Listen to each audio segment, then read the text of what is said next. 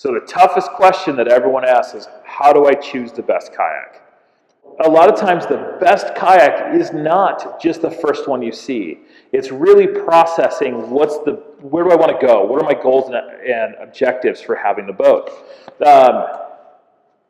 For instance, if I want to just go to my local lake, small little inland, protected lake, I don't need a 17, 18-foot boat. What's going to happen there is because the boat's going to be typically faster through the water, more efficient through the water, I'm going to run out of water really quick. Okay, so that's why I want a little bit shorter boat, typically a little bit wider. That way I can just kind of work with the shoreline. If I want to do a little fishing and hanging out, I can easily do that. If your goals and objectives are to learn a little bit more skills, then it's really the goal of, okay, let's get a boat that's going to fit that, but now what kind of water do I want to be paddling?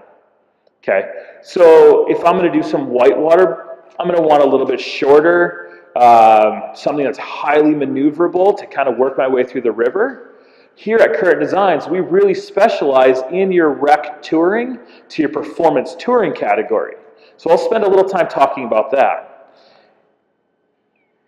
In a more of a performance style sea kayak, so we're going to talk boats anywhere between 15 to 18 feet, having a nice long water line is going to allow a lot more performance involved.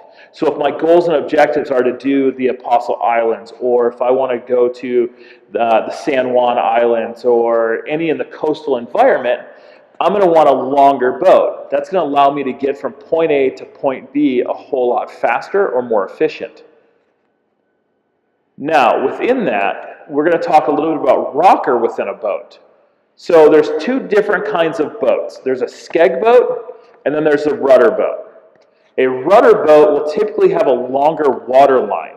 What that allows is for a greater tracking within the boat, and you're going to control it from your feet.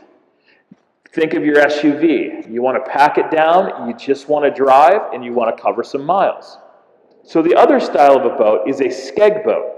The skeg boat doesn't move like a rudder does, but it's there to help control the tracking.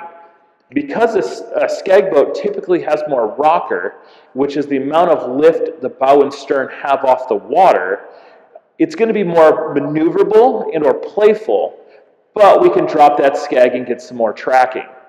Typically a little bit smaller volume than a rudder boat, but they're great when you get into a rough water, kind of a surf zone. You want something more playful. Again, think about a sports car concept there. You want to edge the turns, and you want to bank the turns, and you want something that's going to feel a little bit more lively underneath you.